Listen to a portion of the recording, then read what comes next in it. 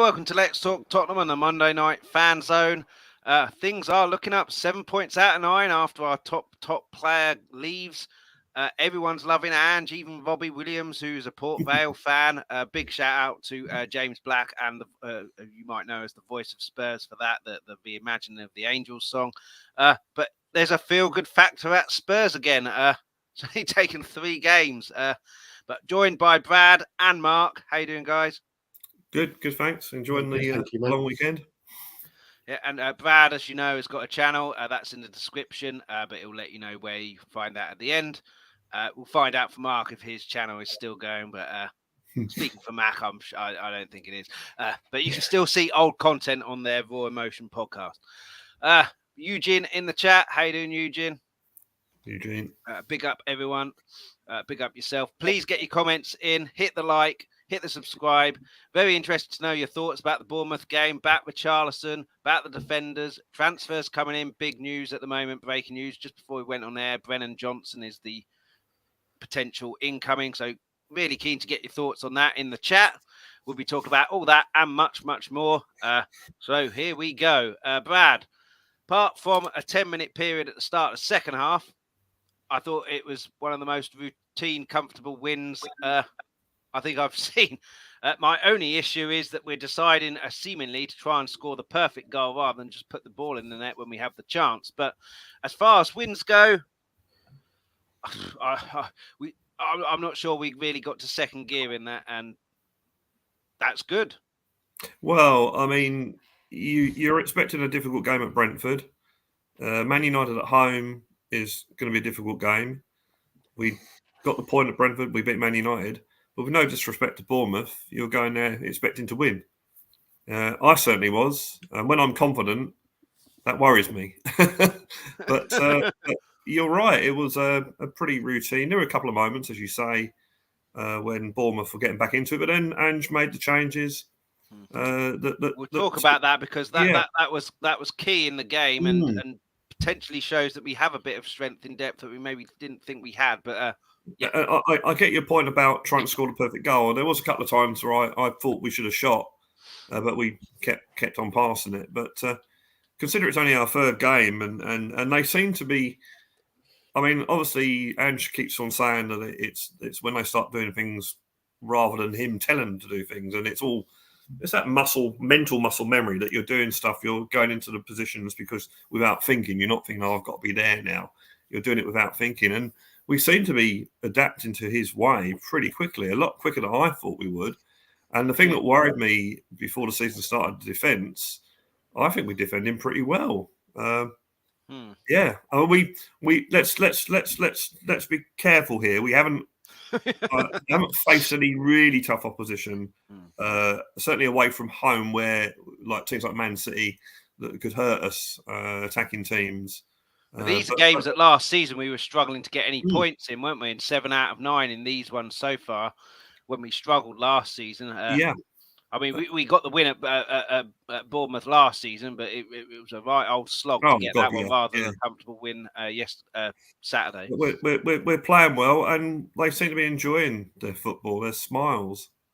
You know, it's yeah. I'm well pleased. Yeah, we got to be careful. We can't get too carried away, but it's a good start, put it that way. Yeah, a couple in the chat. Mark Cousins, big up Chris, Brad, and Mark. We've got our Tottenham back at last, and Bobby K. Big up, guys. Sorry, just quick pop in to say hi and hit that like button. Thanks very much, Bobby K. Really appreciate it. And yourself, Mark, as well, and Eugene. Keep the comments coming in. What you thought of the Bournemouth game and everything that's been happening at Spurs. But Mark, I can't remember Vicario making a save apart from a really long-range effort, which if he concedes that, then there's a lot of questions to be asked. Made it look fairly easy, which you'd expect from that range, but I can't really remember them causing us too many problems, apart from that 10 minutes in the second half. But I don't really think they had too many chances.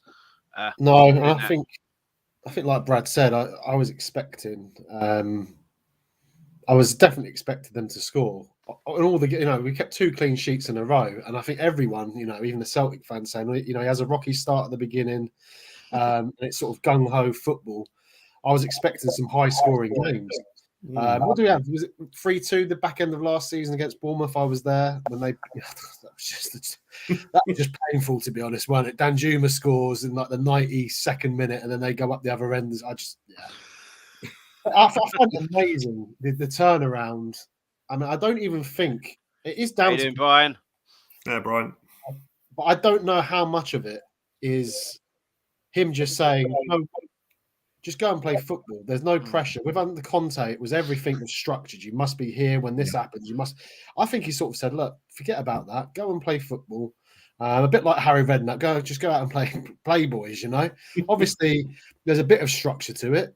And he takes massive credit. But I think it's only going to get better. There are still going to be some rocky periods. Like, let's not kid ourselves. We've been here before. Beginning of seasons. This is a long old season. There's going to be some rocky times, but we've just got to get behind the team. And if they keep playing like this, it's what we've all wanted, isn't it? So after years of watching turgid rubbish, whether that got us into the Champions League, which it did at times, and I was part of it. I wanted it. I was delighted when Conte came in. I thought this was the best move. Hindsight's a great thing. But this is what we need. This is Tottenham, isn't it? This is our DNA, which Levy talked about, and then goes and hires Nuno and Conte after saying that. This is our DNA, you know. I mean, Conte was a ridiculous appointment. There's no doubt that Conte is a world-class manager. You don't get that CV without being a world-class manager. But he's a world-class manager when he gets the players he wants, because then he can implement his style. We go and get him in, don't give him the players he wants, gives him a dodgy defence, which he has to then think about when he's attacking, can't go as attacking as he wants. So it was a terrible fit because the powers that be weren't going to give him what he wanted. Whereas Ange seems to be, yeah, all right. We've all seen his interviews. Doesn't seem to be anything gets him down. Just all right, yeah. Just give me the information, and I'll sort it out. Which obviously works for Levy because he doesn't have to do a huge amount with him. But I think, Mark, like you said, the players look like they're enjoying their football. But when you're playing negative football, unless you're winning, the players aren't going to be happy with that. If you're playing attacking football, fortune favours the brave. You're trying to make positive changes during the game. I think they're going to enjoy that. And then they're going to know that they're not going to be told off if they put a foot wrong. Where I think with Conte, you know, the little Napoleon on the sideline, jumping up and down and, you know, ranting and raving, you're frightened to do certain things. You know, some of the stuff that Bissouma's doing, he's just... even Hojberg, when he done like a mad turn against Man United, I was like, who's that? Oh, that's Hojberg. What's he doing? Like, you know, you're seeing different elements to players because there's that freedom to express themselves. Romero, when he did that back heel, when it was on the... that was unbelievable, wasn't it? Have you ever seen Romero? Like, you know, so it's all these little things. And this is what I'm saying. There will be... mistakes will come from that. That, you know, we are going to have mistakes. We can't go on playing like that all season without, you know, it causing errors. But if we want to see this type of football, we need to just get behind it and support it because, you know, it's I think they will, though, because we're playing attacking football and trying to win. Under Conte, it's don't lose. Under this regime, it's go to win. And fans are always going to get behind that because you're trying to win. You're trying to put your efforts into winning the game rather than just sitting back. LTL Cockerell in the chat. Evening, gentlemen. Evening yourself. Thank you so much for watching. Hope you're doing well. But yeah, Brad, any thoughts on that? I kind of jumped in when you were speaking. I do. Yeah, no, I still panic when we're trying to pass it out from the back and going one way then the other way and pass it literally 3 or 4 passes in their own penalty area. I know what you mean, but I never got the feeling that we're going to get tackled here. Against other teams, like Mark says, we will. Other teams, although I always thought under Poch for 4 or 5 years we would, and I can't really remember too many times where we got done by playing it out like that. Vicario, very good with his feet, so much better than Lloris. Lloris, best goalkeeper I've seen in my lifetime at Spurs. Shot stopping and reactions, but with his feet was dreadful. Vicario is so much better in that respect. Yeah, but that's the way that we're going to play now. So, you know, it's no use me panicking over it. That's how we're going to play. And Mark's right. Yeah, there will be times when it will go wrong. But I think generally speaking, you know, we're going to get the right results. And I do like the high press, because we that's what we did under Pochettino at White Hart Lane. We boxed teams in, and they couldn't escape. They couldn't get out, and that's, attack's the best form of defence, and that's what we're doing at the moment. You box teams in, and as you say, if you get the ball back in the high press, you're closer to goal than you would be if you all drop back. So I like that way of playing football, but you got to accept that every now and again there are going to be things that go wrong. But the only thing I really worry about at the moment is, at the moment, Basuma and Maddison are playing so well and are so important to our team at the moment. You do wonder how good the cover is for them, whether it be resting the players or whether they get injured. Assuming we've obviously got cover in, November time, but that's going to take a little while to get back in. But yeah, we'll talk about Hojberg in a bit, because I thought he made a huge difference. And credit to Ange, credit to him as well. We'll talk about him in a bit. But yeah, Maddison, if he gets injured, maybe we can speak to Bar and ask for him to come back for a month. But I mean, Lo Celso came on, didn't he? He didn't do a lot, to be honest. But I think he could be a player, could be a surprise player this season if we need. And maybe we'll see him tomorrow at Fulham. Maybe we'll see. I mean, he did take Basuma and Maddison off, didn't he, in the second half? And you wonder whether he's doing that to try and get the team playing. Obviously, tactically changing it with the way the match was going, but also to get the team gelling to play tomorrow at Fulham with a different lineup. Yeah, I mean, Mark, we've talked about one of them already. Let's talk about another one as well. Maddison and Kulu off the mark. We'll talk about Kulu in a sec. Maddison, you know from talking to me for a long time, Maddison is exactly the type of player I've been calling for since Eriksen made bumblings 4 years ago that he wanted to leave. It's taken 4 years to get Maddison, but we're now seeing the rewards, and I don't want to say I told everybody so, but we're now seeing the rewards of what happens when you have a dedicated playmaker in there. People are making runs. The amount of runs that Son made, Richarlison as well, we'll talk about his struggles a bit later, but people are making runs. When you don't have a player like that, people aren't going to make the runs, because it's a complete waste of time running and making the effort. And against Manchester United and in certain parts here, I thought it's not quite clicking yet. It's new players and everything like that. When the players realise where Maddison wants them to run so they can thread the ball through, and when Maddison realises where they want to run to thread the ball through, we're going to have a pretty formidable attack if everyone stays fit. But he's been fantastic, Maddison, as you'd expect from him. Yeah, I think I was your second ever guest, wasn't I, on the podcast during COVID, wasn't it? It was a long time ago now, back in 2020.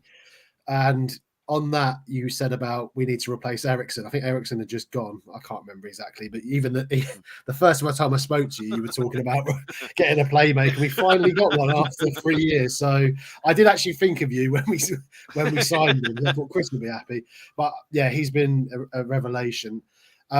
He's one of them players, and I've said it. I don't know if I've said it on your podcast, Chris, or when we used to do one, that he's one of them players I just want to smack in the mouth. He's just got, oh, that's bad. He's got one of them faces. When he plays in opposition, you just want to clump. But when he's your player, he's become my favourite player at Tottenham. Yeah. Just the way he speaks, the way he plays. And he wants that responsibility. He wants Kane's shirt. He wants the number 10. He wants the responsibility. No surprise, he's vice captain. He's a leader. Yeah. Oh, 100%. He's got everything. I mean, keeping, like you said, bro, we need to keep this guy fit, because in seasons gone by for Leicester, he has had his injuries and stuff like that.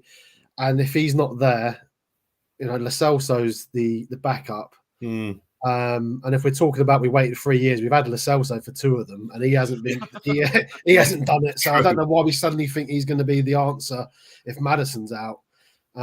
So I worry if he isn't there, what we're going to do to replace him, because I don't think we have the player. And there's 4 days left of this transfer window. We'll come on to that, I'm sure. But yeah, I worry if he's not around. Yeah, I was surprised, Brad, that he started. There was obviously talk that he had, I can't remember what injury he was, but after the Man United game, he's on crutches. He said himself it was precautionary, as that turns out to be true, and he played 70-odd minutes. Whether he got taken off to, you're nursing an injury, take it easy, games 1, or like you say, Fulham tomorrow, keep yourself fit. But, I mean, he's been absolutely superb. Danny Murphy talks an absolute incredible amount of crap a lot of the time. Called him a legend, didn't he? Saying he's a legend after 3 games and then changing it to he's a fan favourite. He's right on the second point, but a legend. Calm down, Danny. But he's become probably, certainly going forward, one of our most important players after our previous one has sought pastures new. Yeah, I mean, it's that creativity that we've been lacking. I mean, we've under Conte, it was all through the wing backs. That's where the creativity was supposed to come. And, you know, it's very one-sided. It was very easy to play against Tottenham in those days. I think now it's difficult because it's such a fluid form of football. And he played a little bit deeper, didn't he, on Saturday? Yeah. And they seem in fairness to Danny Murphy, he did point that out. So he doesn't talk. He did actually. Probably he did point that out. So that was fairly astute. But it's very fluid football, and he's ideal for that situation. And it's the first time we've had midfielders making runs into the box since Ericsson, since Dele Alli. You know, those days. I mean, you could argue that Bentancur made a couple of runs to get goals, but yeah, it's the first time we've had that. First time we've potentially got goal scoring midfielders in the club, which obviously with the departure of we need more goal scorers in the club, and you know, and I think that's what he'll do. He's I'd like to see him on free kicks as well because he's a pretty good free kick taker. And it's good. It's good. You're right about what I said about other clubs hating him. I think every club needs that. You need a player that everyone doesn't and other clubs don't like. It's just I think it's an important part of a football team. And the moment on Saturday when he purposely put the ball outside the he grinned to the crowd, didn't he, when he got booed? You know, and that shows he's a confident player, and they're confident enough to do that sort of thing. I can't imagine him doing it under Conte. He would have probably been admonished for it. But yeah, it's great that they've got the sort of, you know, the confidence to do that. And he plays good football, and and I think Gary Lineker on that same show said, I talked to Tottenham fans, so you don't realise how good a player you've got. So, and he would know, wouldn't he, following Leicester for how many seasons Maddison has been there. But another player, Mark, who scored, delighted for him because he's been much maligned, asked to be dropped and everything like that. Kulu is off the mark, and what a wonderful finish that was. We'll come to Udogie a bit later because it all owed to Udogie's work. But the deft little finish from Kulu didn't show any lack of confidence there, and a lovely finish, goalkeeper, no chance. And hopefully he can kick on now. A lot of people saying he should have been dropped, doesn't suit Ange's system and all of this kind of stuff. But I didn't think he played too badly. I was saying that, you know, if he continues to have bad games, and there's a few others in that respect as well, then when does Ange say, okay, enough's enough, I've got to try something different? But he's basically earned the right now to start the next Premier League game. Yeah, if I'm being honest, we talked about defensively, we thought we were going to be suspect. I thought, you know, the attackers were going to be the answer. But I don't think any of them, if I'm being honest, in all 3 games have been, I'm talking Richarlison, Son and Kulusevski. I don't think they've been great, to be honest with you. I had a few mates texting me at halftime. One said they thought he was the best player on the pitch because he was working hard, Kulusevski. The other one said he was the worst. It's a game of opinions, isn't it? It's a game of opinions, you know. I didn't think he was any worse than Son or Richarlison first half, but none of them. I wasn't impressed with any of them, to be honest with you. So would you drop them all for the next game? I actually wouldn't drop any of them, if I'm being honest with you. I think, you know, the only number 9 that we've got is Richarlison. You can put Son there, but you don't drop. For me, at the minute, you don't drop him. We'll come on to the transfers. I think we should be signing a number 9, but that's a different story. What about Dane Scarlett? He from what I understand, he hasn't gone on loan anywhere, and he obviously scored that wonderful goal against Shakhtar. But again, he did. But he also went on loan at Portsmouth last season. I didn't think he pulled up any trees there. You know, that's not to say he won't become a good player in the Premier League. I don't think he's ready yet. I certainly wouldn't be dropping Richarlison for Dane Scarlett at this current time. But that's just my opinion. I mean, I've seen others that probably would, and they'll put Son through the middle, and I can understand that thought. And can you put Perisic there, who's looked very good when he's come on? So there, you know, there's options. There's options there, but personally, for me, I wouldn't drop any of the front 3. I think that they will come good. and they're quality players. Kulusevski was brilliant when he first came in under Conte. I don't need to tell you about Son, and Richarlison he's a confidence player. Like, he was the main guy at Everton. He's a player that I didn't actually want us to sign, if I'm being honest. I didn't really see it working, but the Everton fans that I spoke to and saw online, like, some of them are like my age. I'm 42, and they were saying that he's the best player they've ever seen play for Everton, which I was shocked. Wow. I was shocked at that. I was amazed that they were saying that, but they absolutely love him there. They love him at Goodison. So he's obviously got something. I think he needs confidence. He's clearly shot. His confidence is clearly shot. I mean, when he trod on the ball, after that, his head just completely went. It completely went. So I would start him tomorrow, and I would start him against Burnley. And if after the international, if he doesn't do it in them 2 games, then yes, I would think about putting Son through the middle. But that's my opinion on it.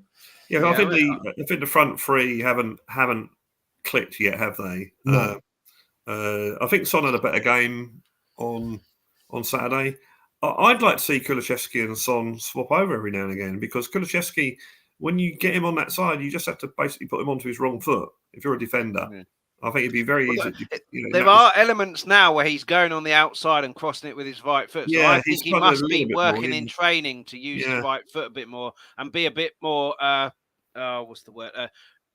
Unpredictable with where he's going and what he's going to do. But yeah, he does go check in a lot on his. But I think, if we're sort of saying, I mean, you could argue with Richarlison, this has been going on through last season as well. But if we're sort of saying, let's be careful, we've only played 3 games, let's not get carried away. Well, then by the same token, you should be saying, well, let's not get carried away by saying this player's really, really bad. Let's, drop him after 3 games. So it works both ways. And I think Richarlison will start tomorrow. I mean, it will get to a stage where you will think, right, it's not working. Let's make some sort of changes. But at the moment, we're talking 3 games in. He could go play Fulham tomorrow and score a hat trick. So. I mean, on Richarlison, we'll talk about his struggles. We've kind of touched on it already, but it is only August, and there was a striker not too long ago who literally did nothing in August and then went ballistic in September. It is only August, and absolutely, like Mark said, when he trod on the ball, I wouldn't have expected that confidence to go. He looks like a player who just doesn't really. Yeah, he was very unlucky with that chance in the first half that Maddison put him through. He stuck it through the legs beautifully. He then got taken out of his stride because it did hit the guy's hand. It was completely accidental, no penalty. But if that didn't hit his hand, it would have been straight in his stride, slotted it in the bottom corner. It's not falling for him at the moment. Yeah, I think he should have shot straight away, and maybe a confident Richarlison would have hit a shot straight away. I actually thought he had a good first half. I thought he was involved in the game. He was landed off, holding the ball up. Had a couple of chances, but the second half he made a couple of errors and then he just sort of lost it really. Yeah. And then kicked out of the player, and at that moment in time, you think, well, you've got to make a change now. Yeah, I mean, there were elements, certainly that chance in the first half, Mark, and there were elements in the Man United game that him and Maddison are starting to get that connection of Maddison's got the ball, I'm going to make a run. Oh, Richarlison's making a run, let's thread it through. So you've got to give that chance. If you cut that off now, it's going to do Richarlison's confidence even more damage, not scoring a goal. But so I think there's elements and there is a connection there. But I think he'll come good this season. I don't think he'll have a terrible season. The only thing I hope is that he doesn't get booked and then does score and then gets carried away and takes his shirt off like he normally does and gets a second booking. You wouldn't put that past him. But I mean, do you think he'll come good, Mark? I think he will. I think if he keeps playing, he will. Yeah, I mean, it depends what you mean by come good. I don't think he's ever going to be a player that's going to score you 20 goals a season. I think he can get you between. I think if you got 15 goals out of him, he's had an excellent season. I don't think he's that type of player. I reckon he gets between 10 and 12 goals. I think he's that type of a striker. I think the best he got at Everton was 13 goals. I know he played that wide some of the time, so he's not always playing centrally, but I'd be happy with that because I don't think you need a 30-goal a season striker in this Postecoglou team because you've got other players chipping in. Yeah. So, I think if he gets double figures, I think he's had a decent enough season, to be honest with you. I think if he plays Chris, then yeah, he will come good. Yeah. Well, I don't think we've had a player who's got 2 goals, have we? So it shows Not that yet, goals no. are being spread It's different about. scorers. Yeah. Kulusevski's the first forward to score. Yeah. Yeah. And yeah, I think there'll be goals spread about. I don't think anyone will get 30. Maybe someone could get a 20, but not sure. But yeah, I think there could be a few people on double figures come the end of the season. But I'd certainly give him more chances because I think he's starting to get the connection with Maddison. When he scores a goal, I think his confidence, it'll be like a switch. And I think he'll become... You saw him in pre-season when he scored those 2 goals and then the hat-trick, he'd wait for the keeper to come out, dinked it over. Don't do that if you're not confident. I don't think it's all about necessarily scoring goals in this system as well. It's about pressing and that's one thing he'll always do. He will always work hard. You know, even under Conte, he run his arse off. And I think that's what you need to do in this system because it's high press, isn't it? You need to be doing that. Yeah. So any analysis of Ange's system says that the centre forward is almost a sacrificial lamb.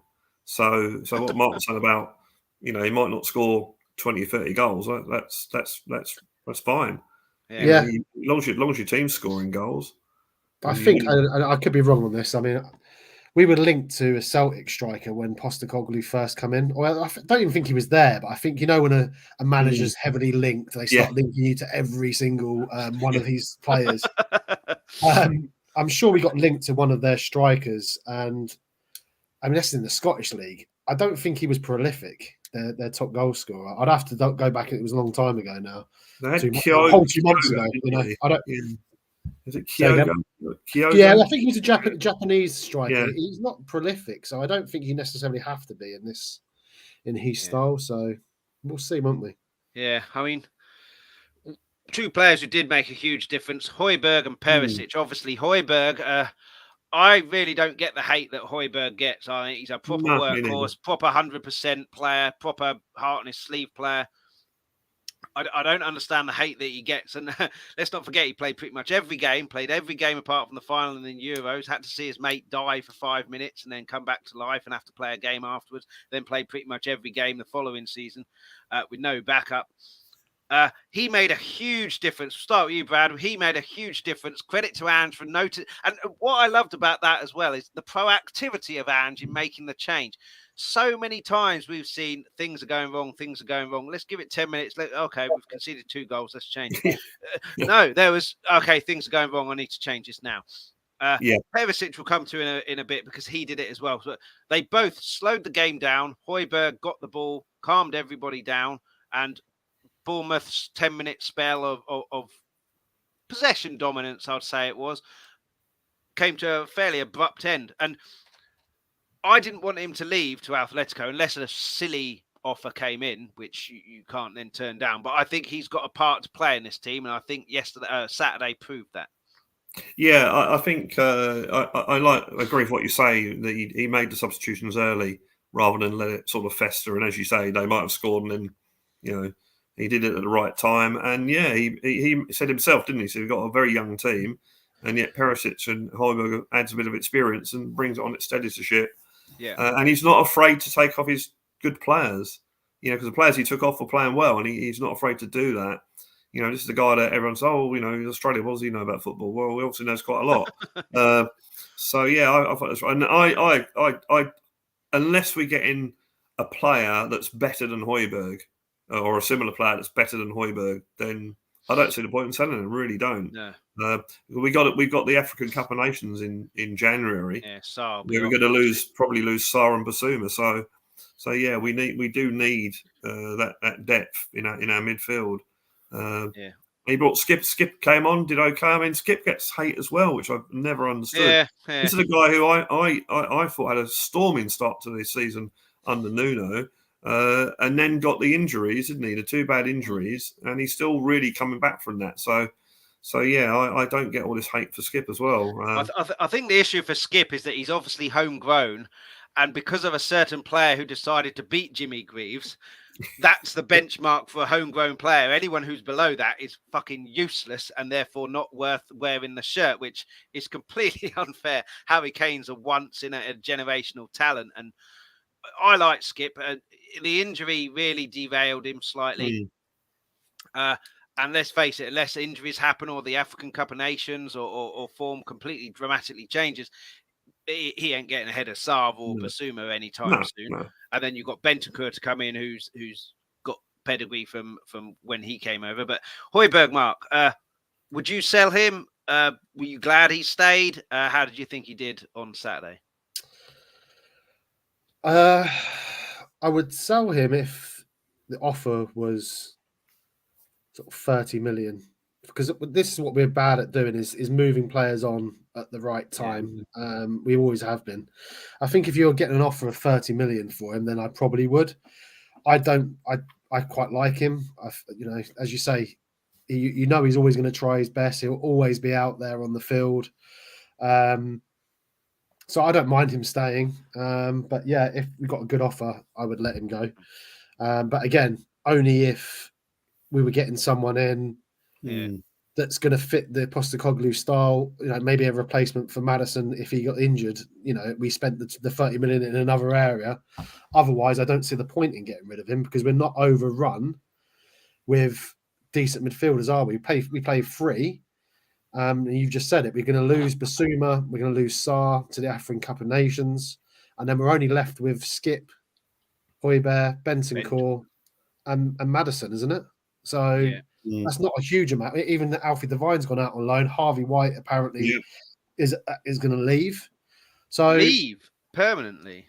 I've heard he's going to go. I don't know. I mean that would be a big error, I think, if that was to happen. Yeah, well, that's what they're saying. That he's going to leave. I don't know whether it's going to be on loan, Chris, or I heard it's going to be permanent. Actually, if it's loan, I'm all for that. If it's loan, I'm all for that. As long as we've got a plan for when these African Cup of Nations happen.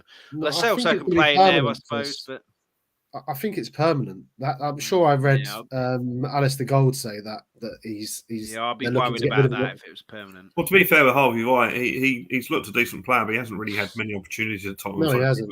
Probably is well for him to just move on and and start his career elsewhere. For him, yeah. And what is he? 22. He's. We all think of him as being one of the youngsters. Yeah, but I think he's about 22 now. Yeah. So. Yeah, I'm not desperate for Hojberg to leave, but yeah, I would, for a decent offer, I wouldn't be sad for him to go. And that's not to say that I like the guy. I think he gets a lot of stick, like you said, which is unfair, and he always has, which I don't really understand. But like you say, he did come on the last two games, Man United as well. He was excellent when he's come on and done that job. He was. I text my mate because we always used to have a bit of debate. I used to say that Conte's an elite manager. He was adamant that he's not. I said, well, they're elite substitutions from Postecoglou. Like, he knows very basic things. We're all probably crying it and WhatsApping each other saying, take this player off now. We could all see Richarlison's head had gone. Other managers in the past wouldn't have taken him. All the fans are crying out for it, and managers don't. He does the very simple things, Postecoglou. We can all see. But he actually goes ahead and does it. So, his substitutions have been fantastic over the last two games. I have to say, really good. I think Richarlison would have got sent off if he'd have stayed on. His head would have gone. Bournemouth would have wound him up. Fans would have wound him up. He'd have kicked out of someone again. Yeah. And he recognised that. Get off the pitch. Well, don't get suspended. African Cup of Nations starts on the 13th of January and it finishes on the 11th of February. So, we've got 2 weeks of the transfer window to bring in cover if we need to. Yeah. I think we probably will then, won't we? Yeah. Bentancur, all good news there. We'll have, a couple of months to get back to fitness. But again, I do worry about Bentancur when he comes back. ACLs aren't just a hamstring strain. You can easily do that again. It's weaker. Will he be the same tenacious player going into challenges and doing everything he did before? Will there be 1% of him thinking, oh, hang on? So I do worry about that, but I'd still have him in the team. He's a quality player. I think, when's he meant to be back? October, they're saying now? Sometime in November, I think. And we have a history as well, don't we, of these big injuries rushing players back. ACL, you can't rush that back. You've got to wait until it's 120% fine to come back. So if it's delayed by a month or two and you've got the African Cup of Nations, you've got to go out and buy someone. You can't bring someone back like that because he'll get injured again, and a long-term injury if you bring him back too soon. Well, I guess if he's coming back in November, then maybe you've got that month or so for him to get his fitness back. Yeah, that he will be available when the Cup of Nations is on. So you might be able to solve one of the problems there. I don't know. Do you know? I don't know much about sort of international African football. Whether because Basuma plays for Mali, doesn't he? I know he was born in the Ivory Coast. He plays for Mali. I'm not sure whether they're any good. They used to be. I remember Kanute playing for them, and SARS Senegal, isn't he? Which Senegal they've got a decent side. You'd be surprised if Senegal don't go fairly far in that competition. Yeah, I'm not sure on Mali. I don't know whether they'll be out relatively quickly. Hope, fingers crossed for us. Not the poor guys playing for their countries. We're hoping that they will lose. We want them knocked out straight away. Come back as losers. There always seems to be, though, a surprise package in the African Cup of Nations. A team that have never done that much or aren't favoured, who then go a fairly long way. I'd expect Senegal to be going towards the latter stages of that. And they won it last. They won it last time, didn't they? I'm pretty sure they did. Yeah. But and Papi Sarr is playing well beyond his year. We said this about Skipp, Brad, when he started against Man City in that season, playing well beyond his years, the maturity beyond his years. Sarr is 20. He's run Manchester United off the park. Casemiro, who Fernandes and I would say Mount, but I forgot he was playing until he got substituted. But he's a Manchester United team off the park. He didn't really have, set the world alight against Bournemouth, but again, he didn't do anything wrong. So he had a fairly solid performance. He didn't need to have anything more than that. His ceiling it could be anything if he carries on. Yeah, he's looking very, very good. I mean, I don't think we should be surprised that he's slotted in so well because he's had a lot of experience at international level. So he played second half against England in the World Cup. Yeah. So he's played in World Cups. He's played in Africa Cup of Nations, that sort of thing. So he's had experience in big games. So I don't think we should be too surprised that he shows a lot of confidence. But no, I think there's a very decent player there. And again, we mustn't get too carried away and think he's the best thing since sliced bread. But yeah, I think it just looks so promising for the future. Again, we've got a team that are enjoying their football and are looking confident. And that's half the game, isn't it, really? Yeah, and two players there, Mark, with him and Basuma. You can chuck a third with Maddison when he comes back, a fourth with Bentancur.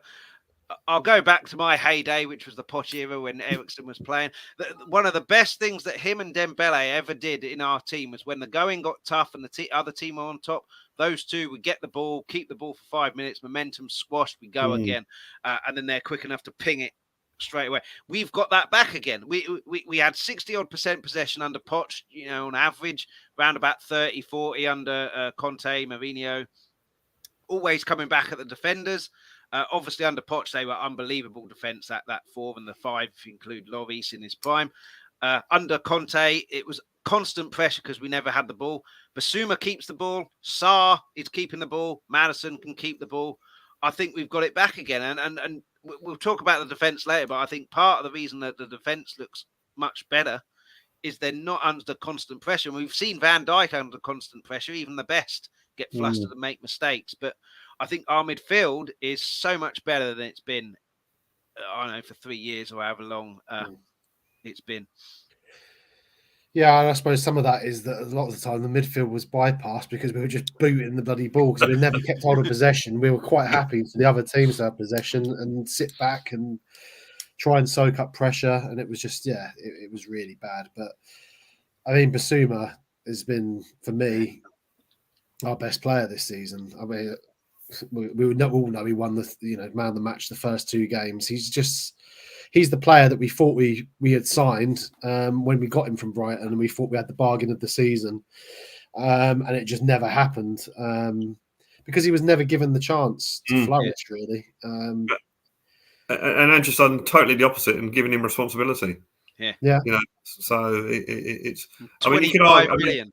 you could argue for Ericsson and Dembele, we've got Maddison and Basuma. I mean, I think they're sort of. I'm not saying they're exactly the same, but they're the quality of player that we needed to replace. They're similar, yeah. They're similar types of player. I mean, Dembele is probably my favourite Tottenham player of all time. I just love the way that he would just never lose the ball. He was so graceful. He was so strong. He's not one of them that you would look and he would do. He's not going to get you goals and assists, but he just ticked it. Well, everyone says it, don't they? All the players that played with him all say. Even De Bruyne, said has him in his five-a-side fantasy team and all. He was just an unreal, underrated. And I didn't really when we signed him. And he come from Fulham. I didn't really get the hype, and it took a while even for him to settle. But he was just magnificent, and I think Basuma, I can't ever see him getting to that level. As I say, I'm 42. There's similarities, though, aren't there? Yeah, there are similarities, and he does stuff like that back heel on Casemiro. Like Dembele would have never done anything like that. No. So he has different attributes that. Some of the things he was doing in that United game were just dirty. They were disgusting, but unbelievable. And it's the confidence that Ange has given him, and the possibly, like Brad says, the responsibility which has given him that confidence. And I was so excited when we signed him because for me, he's a midfielder that can do everything, and not everything as a utility. He can do everything really well. And we just never got to see him. He was constantly shackled under Conte, whereas now he's allowed to play football, and we're seeing the unbelievable midfielder that he is. And don't be shocked. There's my prediction. He'll score one or two absolute bangers this season because he did when he was in France. He didn't really for Brighton, but if you watch some of his YouTube stuff from when he played in France, he scored some absolute screamers over there. So I think with that freedom, that confidence that he's going to have as a player, he'll get one or two bangers this season. I guarantee it. Yeah. Anthony Herbert in the chat. How are you doing, Anthony? Big up, Chris. Hope you're well. Had a good bank holiday. Was very good, thank you. It's always better when Spurs win. Hope you had a good bank holiday yourself. And thanks for the comments. Keep your comments coming in. Hit the like, subscribe, notification bell, all the good stuff. And thanks to everyone doing that so far. Brad Perisic. He had a hand in the second goal. A nice little pass down for Udogie. No messing about. No, keep the ball for 5 minutes and then play it down. And then Udogie has no choice but to come back. He's made the run. I can see the run. Nice little outside of the boot as well. That shows a bit of confidence. And he calmed it down as well. And you need, when you've got a young squad, you won't win anything with kids, as the saying goes. But you need some older heads there. Hojberg, like we've already said, Perisic, been there, done there, got the T-shirt in football, and I think he could be a real useful player in this squad. Yeah, I was disappointed with Perisic last season. I mean, he had some good assists, but from all the hype that we'd had about how Conte had turned him into this amazing left wing back, and I never saw that. But now he's playing further forward, and I think even at the start of the window when there was rumours that he was going to go, I thought, fair enough, whatever. But now I think it's good that he's staying, because if he's happy to, come on to the pitch like that and not be regular starter, well then, I think he's a very decent player to have there, and just adds that little bit of experience. And one thing that was good from him last season was his assists. He one of the very few footballers who can kick with both feet. He just sort of. And he's got a little bit of bastard about him as well. He does a few little niggly things, doesn't he? That the opposition doesn't like. So, which I quite like myself, if he's on your team. But I think it can be very useful playing that further forward role. And as we sort of said earlier, bringing him on to play further forward, you can bring Son inside if you need to.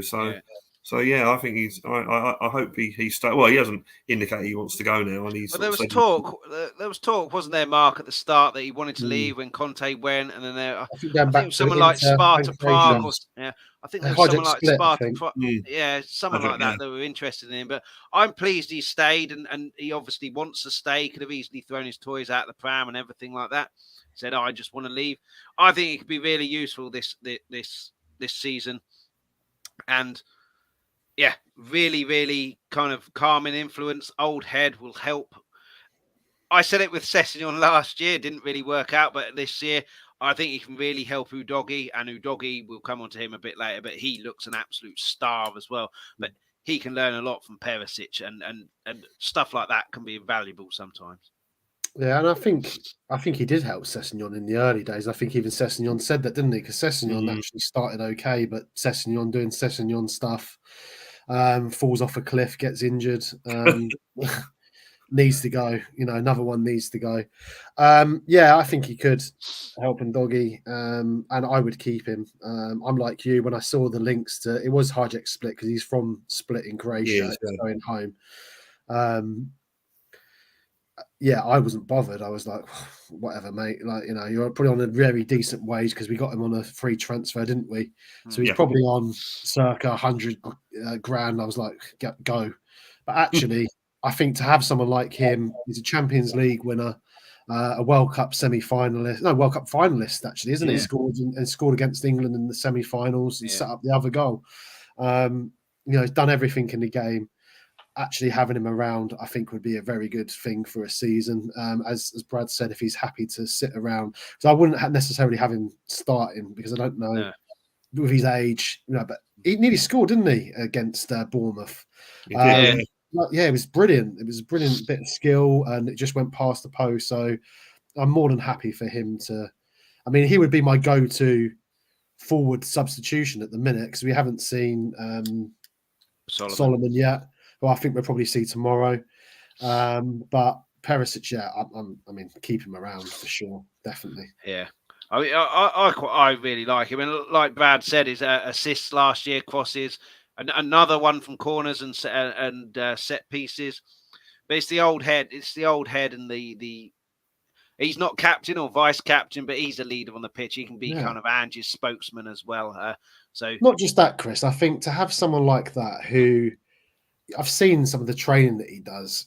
This is a guy that's kept himself ultra fit, does everything right. And I think to have a professional in the club that's been there and done it, won everything, is good for the youngsters anyway, to see, like, this is, if you want a long career, this is the work you need to do. So, it's good in that respect as well.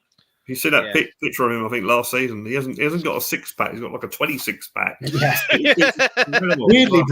Weirdly, Brad. Talking of 6-packs, and I went to Croatia this summer, and he was advertising beer in the local shop. Oh, really? It didn't really fit with his profile of how we think about him, so it was quite funny. Question from Anthony. We will get onto this a bit later on, I promise. Where do you think you'll finish this season? I've noticed a difference in your attack and midfield. You're keeping more possession in that attack area more than when you had Kane. We'll definitely come on to that a bit later. Still think you need a striker for Richarlison, not the answer to your attack. We'll come on to that as well, because we talk about the transfer window. But we'll start with you, Brad. This new defence. Well, there's only one. Well, let's call them 5, because we'll call the goalkeeper a defence as well. Udogie will come on to a bit later, but he looks a star. Porro, who I didn't think could defend, has actually played quite well as a right back. Romero seems to have calmed down, although he did do that. One of the chances that we had, I can't remember who it was, in the first half, came from a kind of scissor challenge. He's got to be careful with that. I think it was the goal. I mean, that might have been the goal. Yeah, it might have been. Yeah.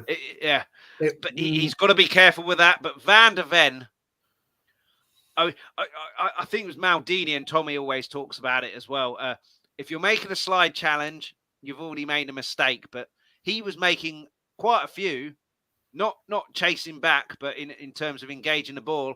And not once did any of them look, he's out of control or he doesn't know what he's doing. Took the ball cleanly.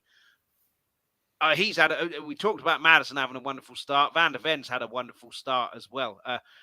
The only issue, which I'm not sure if it was you or Mark or both that said injuries, then we've got Eric Dyer. But yeah, at this moment in time, that defence, and I still go to the point that we're keeping the ball a lot better in midfield, and I think that's helping the defence and allowing them to concentrate more because they're not constantly under pressure. But yeah, what do you make so far of Vicario, Udogie, and Van der Ven in particular, and this new look Romero?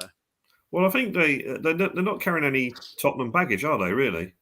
they've all played, apart from Romero, they've all played in their first games for Tottenham, so they haven't got this Tottenham crap defending baggage that the other players have got.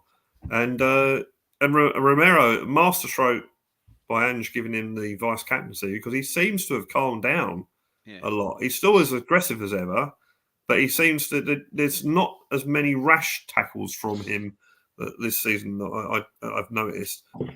Debatable that tackle he did on. He got the ball, but it was a bit of a scissor tackle. I think he's got to be really careful with that, because we've seen with all penalties and stuff how the Rashford penalty. Another day, that's not a penalty. Same with Son's against. I don't think he's been booked so far this season. No, I mean obviously came off against Brighton, so it was very difficult to get booked. But I don't think he's been booked. Whereas you always expected a booking with Romero. But I think because the vice captaincy is, it may not be the only thing, but it certainly is. It's given him more responsibility, and he doesn't seem to be as rash as he was. But he's playing with some decent defenders, and they seem to have an understanding. And I was very impressed with them on Saturday. That we're actually defending quite well. We seem to be winning balls in the air a lot more as well, which obviously Van der Vel is 6'4", 6'5", so you'd expect that. But I still worry when we defend the corner, because we can never defend corners. But we've actually, from the 2 games I've seen, or 3 games, we've actually defended the corners pretty well. Yeah. So I think they're certainly playing a lot better than I thought. Because I thought the one thing about this system is that the ball over the top, the ball round the back is going to cause us problems, as Brentford did, to be fair. And you need pacey defenders, which we'll obviously get onto in the transfer window talk. But they've surprised me so far. I really have. Yeah, what do you think, Mark? Obviously, Vicario, wonderful second half against Manchester United. Made some wonderful saves. Bournemouth didn't have much to do, but he had some stuff to do. Didn't make a dog's dinner of it or anything like that. It was all just, this needs to be done. Let's just do it. The shot he had to save, nicely palmed out to the side. Loris was at the end of his career, joining the Jordan Pickford school of goalkeeping. Let's palm it straight into the striker's throat. Udogie, we'll come on to him in a bit later on because of the injury scare, but he looks an absolute star, and he's got a bit of pace as well. Van der Ven, obviously, with no pace. I'm sure we've all seen that video, which was just silly. And Romero just looks to be, whether it's the vice captaincy, whether it's the fact he's only doing his job in defence now rather than about 16 others. But it looks really good, this defence. And when he came off, Sanchez, I didn't think did anything wrong against Brentford either. But we've been there before. Sanchez has 1 good game, 3 stinkers, 1 good game, 4 stinkers. I do worry, though, about and also the fullbacks. If Udogie gets injured, Reguilon can't defend. Sessegnon can't defend on the injury table. Porro has surprised me, so possibly okay there because Emerson's there as well. But I think we're a little bit like there. You've obviously got Ben Davies on the left. But what have you made of this defence? I'll include the goalkeeper in that as well so far. Obviously, early days. I mean, there's not much, so far so good. I wasn't, as Brad just alluded to, I wasn't expecting it. I was expecting with the high line that we'd be caught a few times. Perhaps we haven't come up against anyone with. Well, actually, Rashford's very quick, and we didn't seem to get caught on the counter versus Man United too many times. So yeah, I'm really, really surprised. Actually, I thought that I'm, as you know, Chris. Well, I haven't come into your fantasy football league. I was meant to, but I forgot to join it. But I mean, if you've got a team, you can still join the group. Yeah, if you've got a team, after this. Yeah, if you've got a team, your points will automatically be chucked over. Okay, well, we'll talk about it after this. But I haven't put any Tottenham defenders in because I thought we would be conceding goals left, right, and centre. If I'm being honest, just because of the way I thought we'd score a lot of goals, but I thought that I'm really surprised. I'm the same. Sheets. Yeah. So I don't think that it's going to stay like that all season. I do expect that we're going to concede a fair few, and I'm open to that because that's just the style of football we're going to play. When you play attacking football, you're going to get caught a few times. So far, really, really good. I mean, for me, that Romero tackle, I thought that was a booking all day long. If I'm being honest, I know he won the ball, but you can't scissor it. You can't go in. I don't know why he flies into challenge. I love the guy, but he's just a hothead, man, and he's going to cost us like he has in other seasons. AC Milan last season. Do you think Ange would have had a word with him after that? It's like, calm it down. I don't think it makes a difference, Chris. I don't think it makes a difference. I just don't, that's the way he plays. That you can't. Remember what they used to say about Dele Alli, like the petulance, and you can't take certain things out of certain players. Like it's like saying to Roy Keane, don't go and strangle Southgate or whatever. You know what I mean? All the crazy stuff he used to do. That's just the type of player that is. The type of player he is. So he's not going to stop doing that. That's just him. Hopefully, with Van der Vel and all the better defenders, he won't have to do those reckless tackles as much. And, I think because I think a lot of it's frustration. To be honest, some of the stuff he does is frustration. So hopefully, we won't see as many, but you are going to see them because that's just the type of player that he is. But I mean, let's talk about Udogie. He obviously went off injured. Hopefully, it's the same as Maddison, so just precautionary. The game was won and pretty comfortable at that point, so there was no need to keep him on and everything. Like if it was 0-0 and we really needed a win, he was playing well, maybe. So hopefully it's just precautionary. But the goal, come to you first, Mark. The goal, a lovely finish by Kulusevski. He'll get the headlines because he scored it. But the lovely run.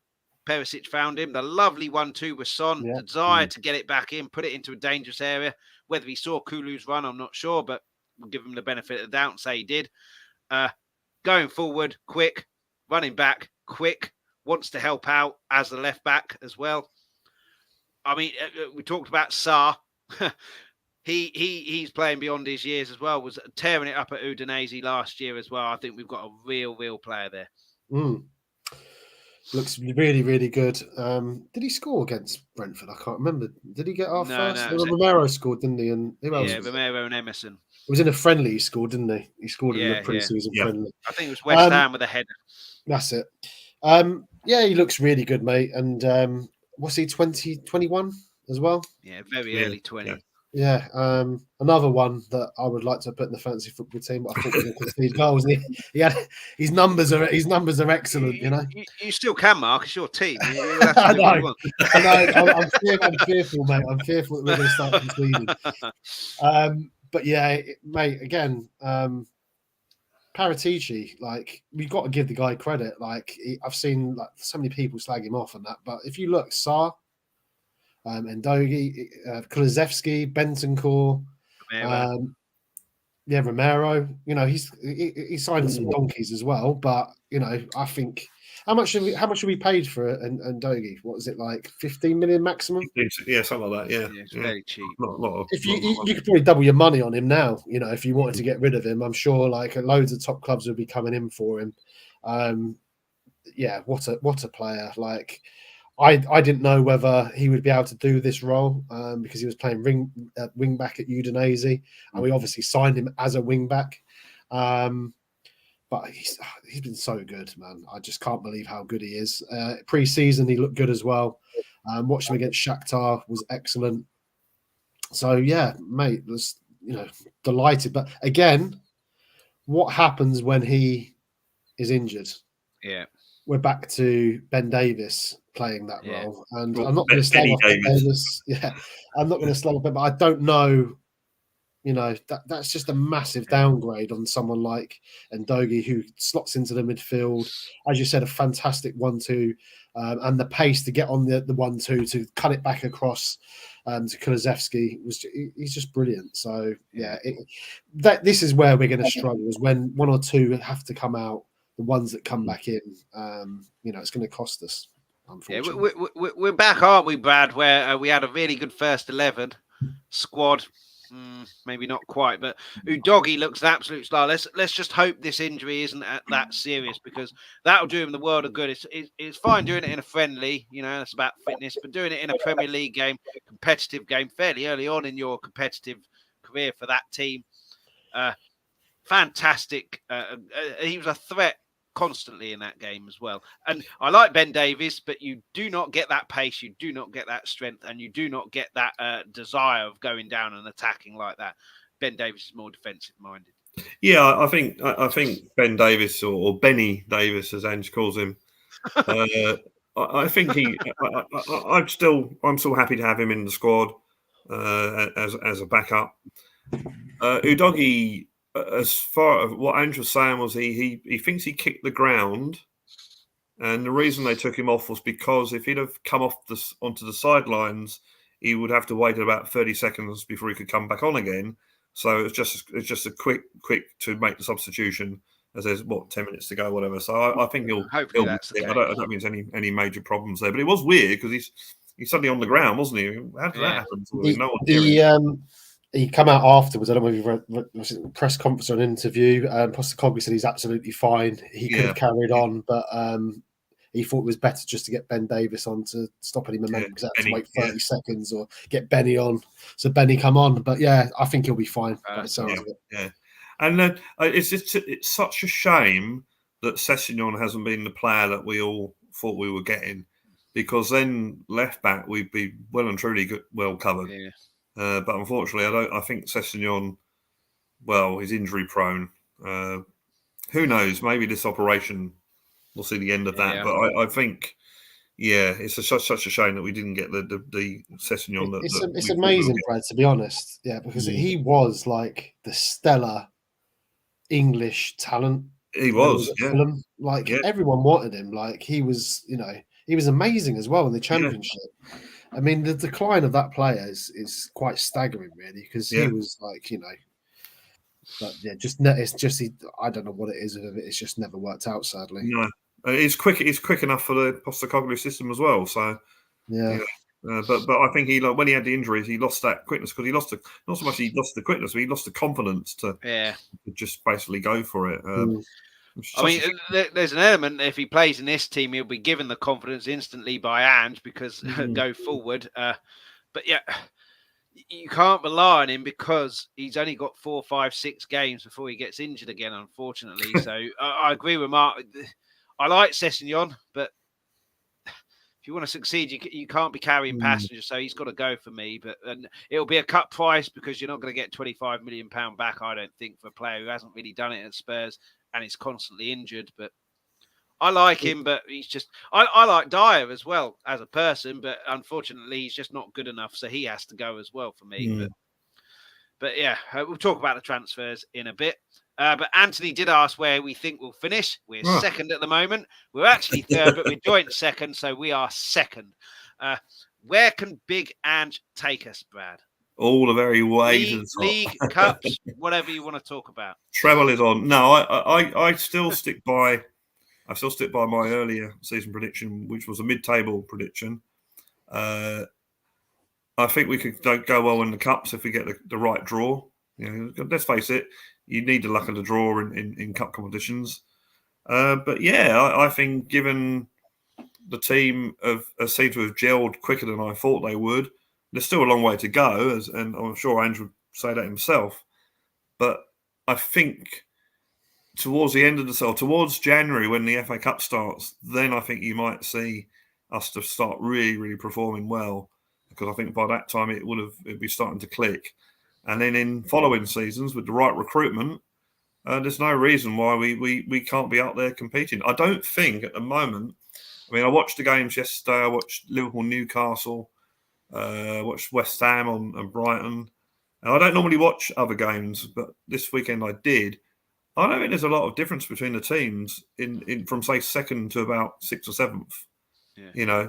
I know that makes my mid-table prediction out the window, but lack of Europe a factor in that one. Well, this is it. We're all talking about Newcastle. Newcastle and sort of, aren't they going to go well? Well, they should have beaten Liverpool yesterday, and they didn't, and they're going to be involved in the Champions League this season, which, let's face it, they've really, really struggled hard to get into it. So they ain't going to be giving up on that. So they're going to be playing their strong teams in the Champions League. So there's an Arsenal in the Champions League. So these teams that are rivals, I don't think there's a lot between from second to down to about 7th or 8th. So there's no reason why we can't do better than my mid-table prediction. But I just think that it's easy to feel really, really confident after 3 games.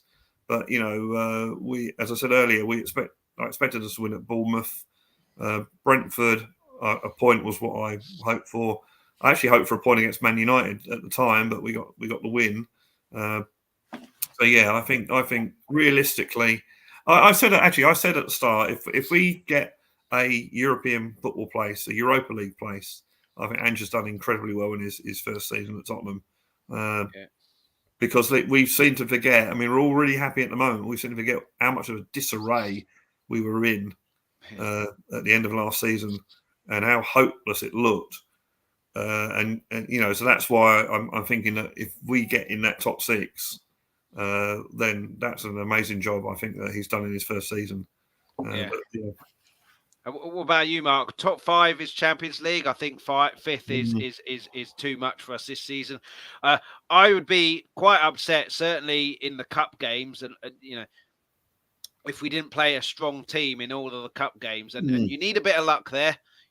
Last season that Sheffield United game, playing a weakened team in that was unforgivable, really. So if that was to happen this season, I cannot believe Ange would be playing a weakened team. In terms of the league, I thought we'd score a lot of goals. I'm like you. I thought we'd concede a lot of goals. But I think we'll score a hatful regardless. And you've always got a chance if you're scoring goals. I think it's all sunshine and rainbows at the moment. It's not going to be like that forever. Every team has a bad period. It's how quickly you bounce back and how many bad periods you have. So it's going to be how we cope with this squad in terms of the African nations and injuries and all of this, but you never know with weekend to weekend rather than weekdays in the middle as well. So it wouldn't surprise me if we did sneak a 5th place. I think we won't. I think it would be 6th or 7th. And as soon as Harry Kane left and lost that cup final, I put a bet on Spurs to win the FA Cup and the League Cup because I'm convinced we'll win the cup this season. What do you think Ange can achieve with us this season, League and Cup wise? You're right about the Sheffield United game. I went to that bloody game, so it was a fucking disgrace. Although I don't want to go hard back on that. We should have beaten Sheffield United with the team we put out and the changes they made, but that's another story. Postecoglou, I like you. I said 6th or 7th is what I predicted, whether Kane stayed or left, and I'll be happy with that. But I actually think we could go higher. Just seeing that was the start of the season before I saw us kick a ball.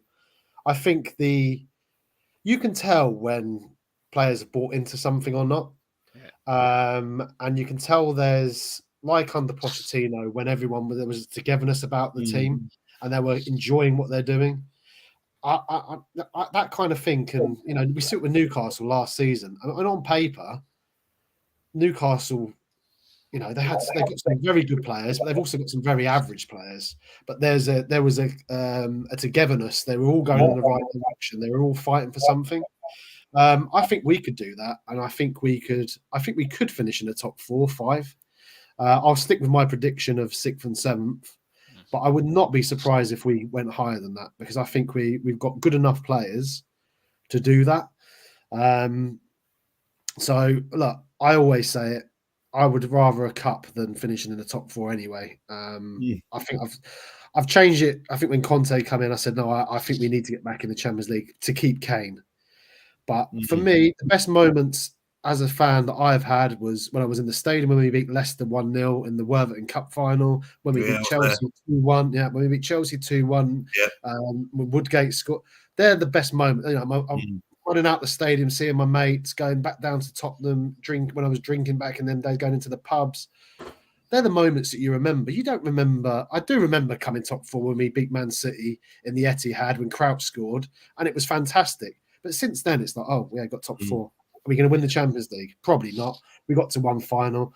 Who cares? I want to win cups, mate. I'm in this to, and I'm sick of getting bantered saying, oh, where are the trophies and all this crap. We need to win a cup. I don't care if it's the League Cup. I didn't care if we were back in the Conference League and we win the Conference League. Give me what West Ham had last season. Yeah. I would take that. Did you hear their fans yesterday? No. they're champions of Europe. They are singing. I mean, that's going to live with them, but that will live with them. Yeah, that's the exactly. first. That's the first trophy West Ham have won in my lifetime. Yeah, that's the first trophy they've won in my life. But now they're bantering us. Yeah. So, and I don't blame them. Like that's a massive thing. All I've been in the stadium for is two trophies, two League Cups. I've been to many other finals with Tottenham. I've been to the Champions League final, see us lose. But I've been to more finals where we've lost than we've won. And I'm fed up of it. I want to go and see us win things. I don't care if it's the League Cup. We need to win. Yeah, I think we'll win a cup. I just as soon as he lost that that final, Kane. But Chris, be honest, mate. We say that every single season. Season. Well, this is it. I mean, we've got to have a bit of positivity. Otherwise, what's the point? I know, mate, but we do, don't we? We say it every season. We're all cock-a-hoot now, aren't we? All cock-a-hoot. I can imagine this time next Monday.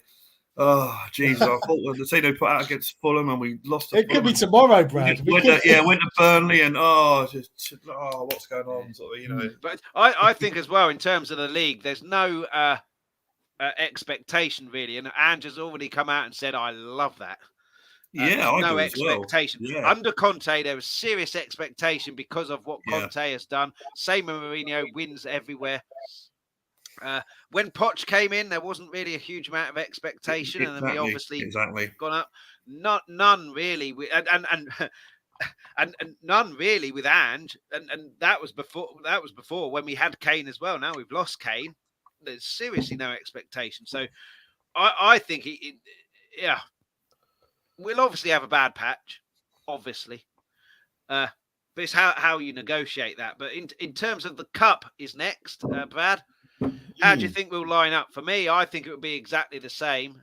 It's Tuesday, and then I think we play Burnley on Saturday. So there's a 4-game gap there. We've obviously had the early game on Saturday, and then we play on Tuesday. So it's worked out not too bad in that respect. So Maddison got taken off. Basuma got taken off. Udogie as a precaution got taken off. Richarlison got taken off as well.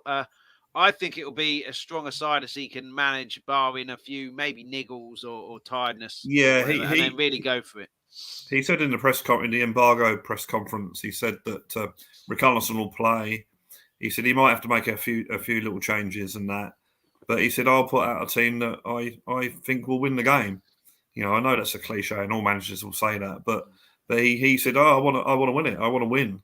So I don't think we'll see a situation. He's won everywhere, hasn't he? Australia, Australia, Japan, Scotland. He's won everywhere, and he's never really been fancied as a manager at most of those clubs, and he's ended up proving all of the doubters wrong everywhere. And I think tomorrow night's a very big test actually for what our reserve strength is like if he does make changes. Yeah. We've got decent players on our bench. We know that, but whether they can have the same impact as your Maddisons and your Basumas, I don't know. So it'd be very interesting playing at Fulham. Fulham are mugs. It'd be interesting what team Fulham put out as well. Yeah. But yeah, it'd be interesting. It'd be more interesting because I'm actually going. I actually managed to get a ticket for tomorrow, so I can go. I can go after work. I can literally leave the office in Hammersmith and walk to the ground. So I'm looking forward to that. But yeah, it's be very interesting. I will be very, very disappointed if we get knocked out tomorrow, I have to say. Yeah. I do believe it's extra time and penalties, isn't it? I think it goes to penalties. It goes straight to penalties, I think. Yeah, but does it go straight to penalties, or I believe so? Well, it certainly did last season. Yeah. Remember we played Chelsea and went straight to penalties? Yeah. I'm pretty sure that's the rule now. I think when it gets to the semi-final, maybe it doesn't. I can't remember. But I think in these rounds it goes straight to pens. Yeah. What do you think, Mark, in terms of the lineup and how the game will go tomorrow? What I'm liking so far, I'm getting like Poch vibes in the sense that I always felt, if we were losing 1-0 or 1 goal, we'd get a chance at the end. Under Conte, 20 minutes in, we go 1-0 down. Right, might as well go to the pub then because this one's over. Under Ange, there's always chances here because we will be trying to create chances. Yeah. And we'll be on the front foot. I think that we will see changes, and I don't think because I think you have to keep a squad happy. This is the problem as well, isn't it? It's not about just making changes. I think he has to keep the squad happy. There was rumours that the Celso was a bit annoyed that he was promised some minutes and he hasn't got them, although he come on the other day. So I think you've got to start him if he's staying. I think we'll go strong, Chris, but I think we will see some changes, to be honest with you. I think we will see some changes. Who would be the changes that you think? Lo Celso coming in, maybe? I think the Celso will come in for Maddison. I think Skipp will probably come in, and maybe Hojberg, but I think maybe we'll see a complete change in midfield. I wouldn't be surprised at all. At the back, again, it all depends on what is happening with transfers out, because if the rumours are true that Sanchez is off, you probably don't start him because, one, he could be cup tied then if he's staying in England. There's talk of him going to Forest. There's talk of Dyer going to Fulham, so you wouldn't play him either. So you may see Romero and Van de Ven both start. Edoji, if he did take a knock, didn't he? Do you put Davis in there for him? I think I'll put Emerson in because I would start with Porro again against Burnley away. But you don't want to mess around with this. Is the problem? Like, I'd be trying to keep it as much as you can, and then I don't think he will goals up, and then put your others. Yeah, I don't think he will though, because I think not because he doesn't want to win it, but because he wants to keep the squad happy. This is the delicate balancing act that you have to do now, and all teams do it. It's not just Tottenham. Like all teams will change it around. I think Fulham will make a lot of changes because I think they've not had a very good start to the season. And surviving in the Premier League is much more important than going far in this cup. So I expect us to win, but I do expect a fair number of changes. I have a feeling Basuma and Maddison will be on the bench, as you pointed out. I think if it wasn't a Premiership tie and certainly an away one, I think you might have seen a few changes. I think Fulham away, regardless of what their start's been, it's not going to be an easy game at all. So I wouldn't be surprised to see if it's a fairly 75 up to 100% full strength side. I'd like to see that, Chris. I would love to see that because I think as well the fact that we don't have Europe, we haven't got. We get a 4-day vest and no extra time, so it's a 90-minute game and a bit of a penalty shootout if it comes to that. So.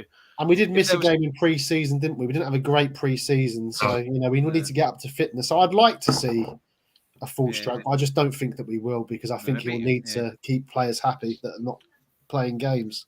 Yeah, it'd be very. He more or less alluded to that, didn't he, when he brought Porro in for the Man United game? Said he wanted to see other players, didn't he? Yeah, he said, I want to give game time to other players. So it's almost like he's sort of treating the first few games as pre-season as well. So, I think you'll see Basuma. I mean, Basuma and Maddison on the bench, you can bring them on with 10 minutes to go. I don't know what Maddison's like as a penalty taker, but then if you're looking at penalties, bring your penalty takers on. So, but it's. Well, I think if it went to penalties and Maddison was on the pitch, Maddison would be saying, I want to take a penalty. I don't think it would be, can you take a penalty? I think he'd be saying, I want the penalty. He wants the responsibility, dead ball situations, and But I think he'll be our penalty taker, to be honest with you, in the Premier League. It's not Son. No, I think it'll be. I hope it's Maddison. I do as well because he's in my fantasy football team. Yeah, he's in mine as well. But okay. Last thing before we kind of finish. Again, Anthony asked about getting a striker. The rumor at the moment, transfer window, is Brennan Johnson. We were talking about this off stage because it was on Sky Sports News just before we went on. Nottingham Forest aren't entertaining anything under 50 million, which presumably puts us out of the running. We ain't going to be spending that. Talk of Sanchez going as a kind of makeshift and then getting Brennan Johnson for a little bit cheaper than 50 million. But start with you, Mark. Thoughts on Brennan Johnson coming in? Does he suit our system? Would you want him there? And who else would you want in positions and personnel and out? For me, Dyer has to go out. Whether he will or not, I don't know. Fulham, I'd be driving him there. Brad, if you can do the honours and take him to your work and then walk him down to Hammersmith tomorrow, that'd be wonderful. But yeah, Mark, Brennan Johnson coming in, yay or nay? And who else would you like to see come in the next, 3 days, and who out? quite a few questions there. Brennan Johnson, You've known me for a long time, Mark. You know I waffle on and ask more questions than you either don't ask a Maddison question or ask Mastermind. 10. It's either no questions or 10 in a row. Yeah, that's true. I've been very good at that part recently. So Brennan Johnson, for me, on a personal level, it's a nay. It's a nay. I don't want Brennan Johnson, but again, apparently Postecoglou wants him, so it's a yay because we got to get who the manager wants. I mean, for me, it seems like a madness because we don't need more wingers. I'm quite comfortable with the wingers that we have. But listen, I take a massive L because I didn't want Postecoglou. Like I didn't want him anywhere near our club. So I know nothing about football because I didn't want this guy. So it was only one or two others, but Ian Meth was the real one who pushing the Postecoglou thing, and literally everything that's happened with Postecoglou is what Ian said would happen. Although Ian has said Aussie Paul as well. Paul. Although what Ian has said, he is surprised that it's happened this quickly. But everything that he said would happen with Postecoglou has happened. So kudos to Ian there. And he's the only person I know that was really banging the drum. Paul Bateman, the Hotspur hippie, was always on about. I don't know him, but yeah, I'm with you, Mark. But then I didn't want Pochettino. No, I didn't either. No, mate, what the bloody hell do I? What the bloody hell do I know? Exactly. And I wanted Conte. I was delighted, mate. I was delighted when we got Conte. I was like, this is brilliant. This is it. We've done it. So I know very little. So if they decide that if Postecoglou's happy, then that's where the area that he wants to go down, then I will get behind it. But it's not for me. I would rather see us go. For me, like when you're in this position and when you see like how we've started the season and you see how it's brought everyone together, the fans are, there's still discontent against Levy and Enoch, and I totally get that, and I'm on board with that now. I think they're a bloody disgrace, but I'm not going to go on about that. But what they should be doing now is thinking, right, we've got something here. Yeah, Richarlison's not started the season well. Yes, put a bit of pressure on him. Let's go and just, I don't know who, Chris, I don't know who. But we've seen with Saudi Arabia, if you pay the money, you get the player. We could go and get a very, very good number 9. If we really wanted to, we could go and get someone. I don't know, Lautaro Martinez, for example, just throwing that out there. If you really want him, if Chelsea really want someone, they go and get them. They go and just get it done. We never do it, and that's the problem. But saying that, we know it's not going to happen because we say all this stuff all the time. So, it's pointless me even saying it. So, but if that's who Postecoglou is identified and that's who he really wants, then I'll get behind it, mate. And in terms of players going out, I mean, Lloris has got to go. He wants to go anyway, so he needs to go. Dyer needs to go. Sanchez can go if we've got someone else coming in. But even still, I'd probably keep hold of him because I'd rather get rid of Tanganga. But then you've got to start thinking about homegrown. And I counted, we've got 7 homegrown at the minute. And that could be another reason why Brennan, because you need 8. I could be wrong with that, but I had a quick skim of the squad earlier on today and had a quick look. We've got a squad of about 542, haven't we? Well, this is the thing. You must have at least 8. Yeah, well, let's go through them quickly. Brad, while you're there, Brad, have a quick look, mate. Go on the website and have a quick look. I've actually got the match program for Man United. There you go. We've obviously got Skipp. We've got Skipp. You got Forster. You've got Forster as one homegrown, and then you've got Tanganga. Would you believe it? They don't put the bloody flags on anymore. They used to put flags on there. So we've got Oliver Skipp, Tanganga, Dyer, but Dyer doesn't class. Davis. Maddison, and then Dyer, Skipp, Maddison, Sessegnon, Forster, Spence, Tanganga. Spence is going to go. I think Solomon is homegrown, isn't he? I think. No.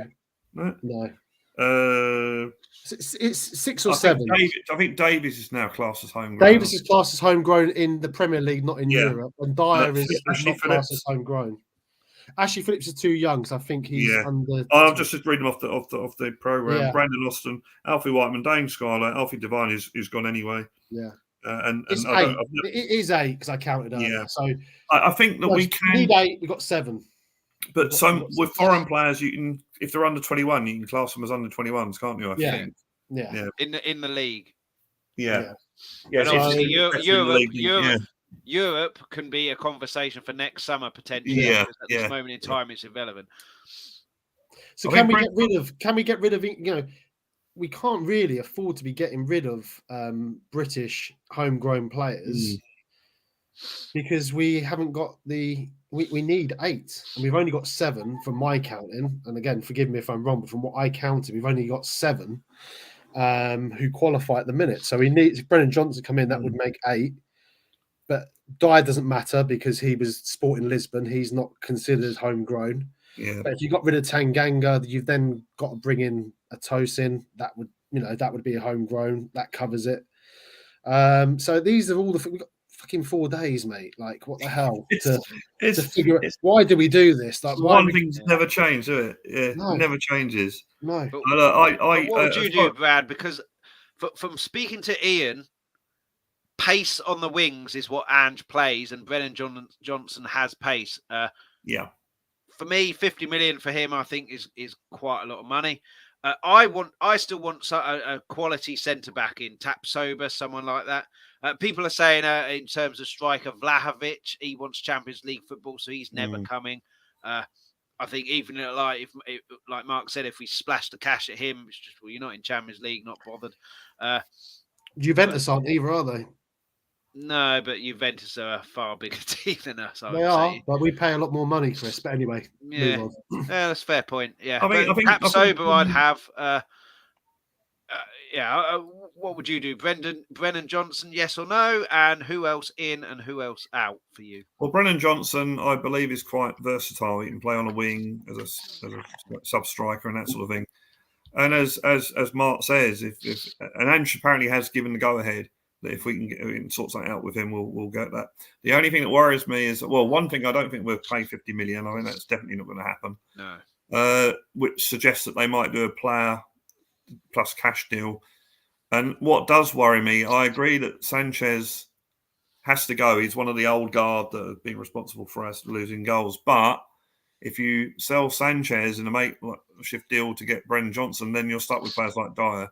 And the one thing Sanchez has got is pace, and he did reasonably well when he came on against Brentford. He did pretty well against Barcelona as well. Yeah, but we are talking about Sanchez that's been at the club for 5, 6, 7 years that has made errors. So I'm not want to put my hopes on him being our backup, but you don't want Eric Dyer's backup either. So yeah, that does worry me. So I think we need to bring in some sort of centre back.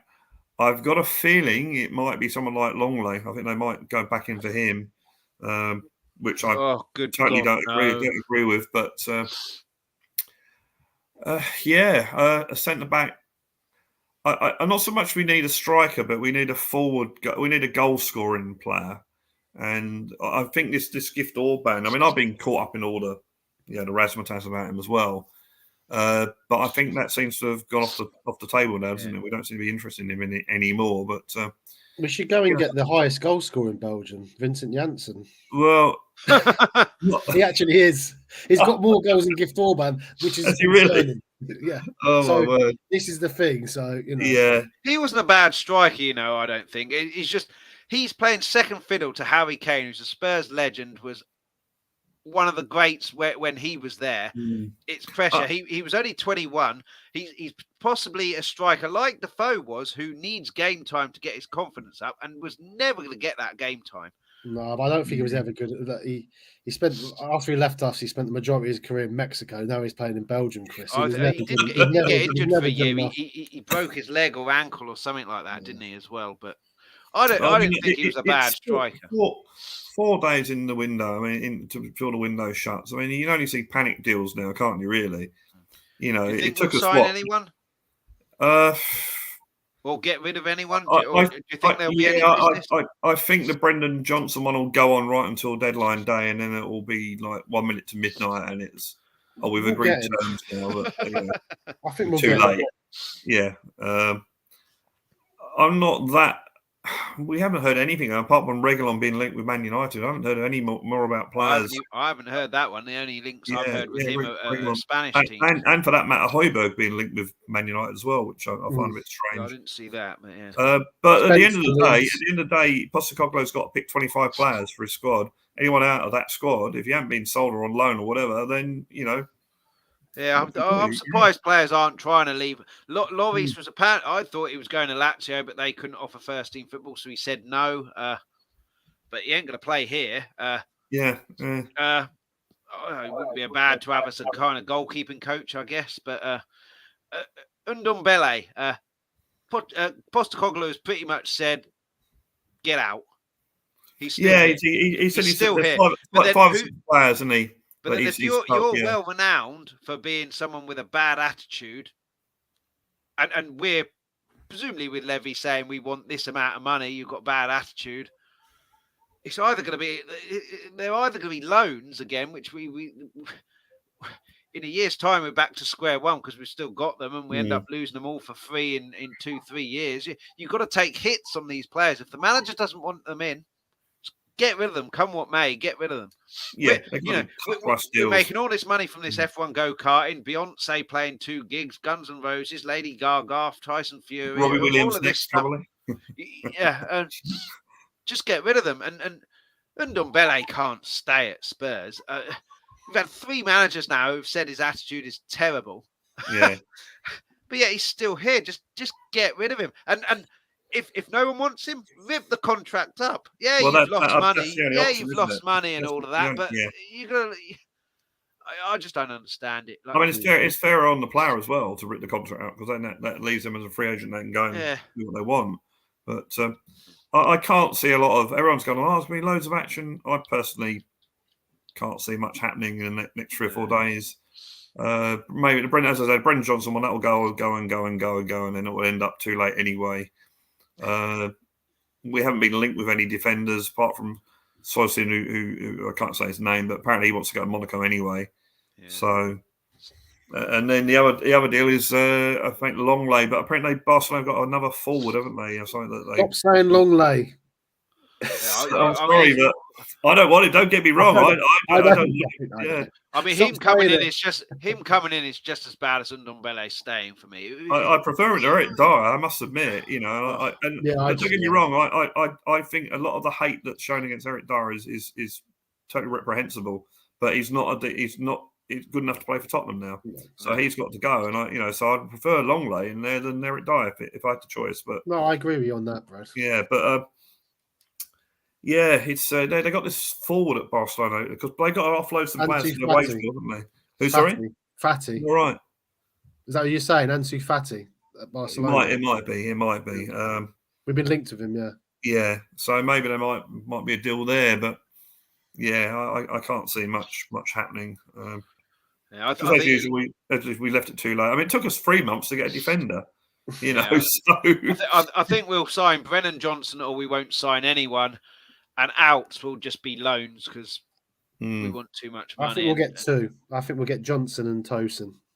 That's what I think. I mean, that would be good. I mean, like you say, Mark, I'm not that 50 million for Johnson. But if Postecoglou wants him and he fits in his team, then that's what you employ a manager for, surely, isn't it? You get the players that he wants. Tosin would be all right.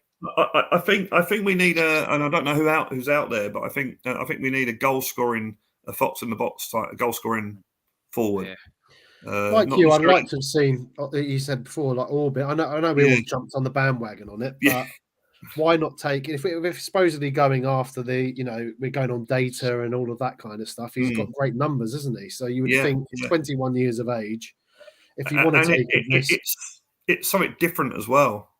Yeah, I'd like him. Yeah. I mean, I don't see why we can't go again. It's getting rid of the players, and we've left it all to the last bloody minute. But if you got rid of a load of players, say we got rid of 9 players, we could bring in Johnson, Orbin, and a defender. Yeah, we should be doing that. That's what we should be doing. We should be bringing in a backup to Richard. Actually, I don't see why we need a winger. But if that's if that's the man Postecoglou wants, then we get Johnson. But we also go get Gift Orbin, and we go and get a defender. That's what we should be nice. Doing, yeah, What I can't understand is not so much of people like Region and all that, but next summer it's the Euros. So these players who aren't going to be playing, Postecoglou said, "You're not in my team." Yeah. Surely they're out going, "Oh, please sign me because I want to get into whatever my European nationality team is." Like, I don't know when the Copa America is, but it's with Dyer. I mean, look, Dyer got back into the England squad because he was playing well under Conte to begin with in that back three. So there's no reason why he couldn't go to another team and be revitalised and earn a spot in the Euro. I mean, I'm not a massive fan, but you know, we're not great at centre back in the England national team, unfortunately. So and clearly Southgate likes him, and he's a professional player, and he speaks well, and he knows the squad. He's good friends with the England captain. He could go to another club and go to the Euros. Why would you want to sit around when you've not even made the bench for Tottenham?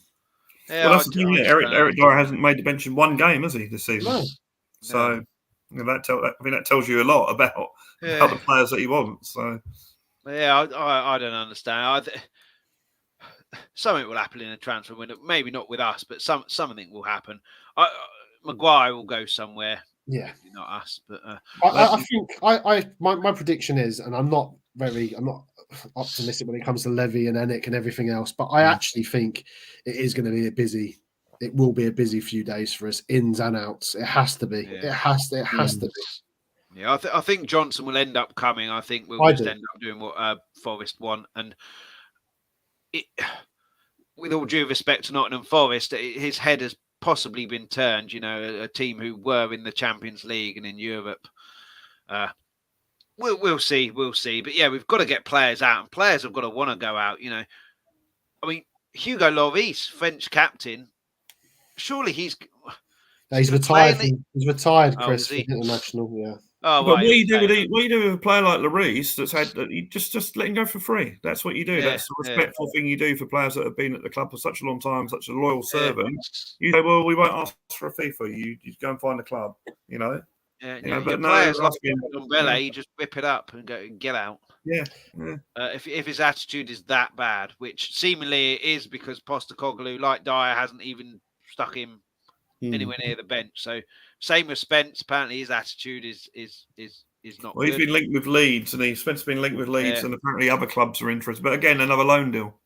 So, but it goes to what you said, Mark, about Brennan Johnson. Postecoglou wants him in. He's obviously wanting these players out, so get them out. He wants them out. Get rid of them. He's got no use for them. But we'll see in the next 3 days. It's kind of reached the end now. There's not a huge amount more to talk about. Otherwise, it's just speculation, which we don't know. But what we do know, 7 points out of 9. We're loving Big Ange instead. Everything is rosy at Tottenham. It will come off at some point. The wheels will come off at some point. But until then, we haven't had much to cheer about in recent years. So we might as well carry on cheering about it. And yeah, thanks to everybody for watching, everyone for your comments. Please hit the like, subscribe, notification bell, all that good stuff. Head over to Chris's Magic, Wednesday, 7:30 p.m. UK time as well. One trick or tutorial a week drops then. And head over to Blue Sofa Songs, Brad's channel. What can people expect? Just I'm a songwriter, or trying to be a songwriter. So I literally play all the instruments, play guitar, bass. I don't play drums, but I have a drum loop, keyboards, and I just record them on a multi-track sort of setup and put a video with them, and a song at the moment, because I'm working now, the 4th Friday of every month. So there's one out there at the moment. And it's just me trying to write music. It's my big passion in life, as obviously as well as following Spurs. It is totally unfootball related. If you like music, if you like guitar-based music, pop-based music, or rock-based music, or punk-based music, whatever you want to call it, then please check my channel out. It'll be really, really good. And thanks, Chris, again for giving me the opportunity. And check out. I always do this the wrong way, don't I? Chris's channel as well. And try and work out how he does the tricks. They're very, very good. It's just something different. Just something different from what's going on in the football world. So, and also whatever Mark is his latest thing is subscribe to Mark as well. Yeah, it's a fantastic channel, Blue Sofa Song. So make sure you check it out. It's in the description, the link in the description. But so is Brad's Twitter handle, and you'll be able to find the description on there. Mark, anything going on with Raw Emotion podcast, or is that kind of still on hold for the? I know it's obviously difficult because it was all reactions as and when the game is happening, but when you're at the game and one of you isn't, then it's quite difficult. Yeah, I mean, I've not spoken to Mac before. Is he still alive? Do you know? We saw him at the United game. Yeah, I did actually see him in the Shakhtar game, but I didn't catch him coming back to his seat. But no, we're still mates. But yeah, it is hard. I just think for me personally, the way we did it was good, but I like to just watch the games, you know what I mean, as well. And it's not always easy to do that when you're thinking about what to say and all that. But we may bring it back. I don't know. We've just not spoken about it, to be honest, mate. It's nothing. Yeah. And I've got no other skills. Like, I don't fucking sing or play the piano, and I can't do magic. So I've got no other. I've got nothing else going. I talk a bit about Tottenham and swear a little bit. And Mac was a comedian. Mac should have a comedian channel or something. But it's so I've got nothing going on. So I'll come on a little bit more this season if that's all right, Chris. And absolutely welcome anytime. Chat some rubbish on here, and But nothing really going on. But you can check out Mark's Twitter handle is on there. It's also in the description as well. So, you'll get his views on the Spurs games via X. Again, it's called Twitter. I'm not calling it X. X is a load of nonsense. It's Twitter and will forever be Twitter, regardless of what that lunatic calls it. But yeah, thanks to Brad. Thanks to Mark. Always welcome on. Always great guests. Thanks to everybody for watching and involved in the chat. Please hit the like, subscribe, notification bell. Let's hope we can beat Fulham on Tuesday. Friday lunch out on Friday, 12:30 p.m. We'll be discussing that and a preview for the Burnley game. So we'll see you there. But as always, and we can say this with a bit more enthusiasm now, come on, you Spurs. Come on, you Spurs. Come on, you Spurs. Thanks so much for watching, for everybody who joined in the live chat and added comments. Before you go, please leave a like and hit the subscribe button if you haven't already. Also, please hit that notification bell. That'll give you a notification every time we're about to go live, and it's all completely free. For those who missed the live show, you can catch this whenever you want on Let's Talk Tottenham's YouTube channel. Please also hit the like, subscribe and notification bell, and everybody please leave feedback, comments, suggestions in the comments section on the YouTube videos. For those of you who listen to the audio podcast, thank you so much for listening. Anyone who wants that audio podcast should pick that up wherever you get your podcast from. We're back Mondays 7:30 p.m. UK time and Fridays 12:30 p.m. UK time. Alternatively, if you go to Twitter @LTalkTottenham, Instagram Let's Talk Tottenham Podcast, you'll find all the information there. Anyone who wants something a little bit different, also do a magic show. So I do one trick a week, which drops Wednesday 7:30 p.m. UK time. Chris's Magic on YouTube is where you'll find that. But in the meantime,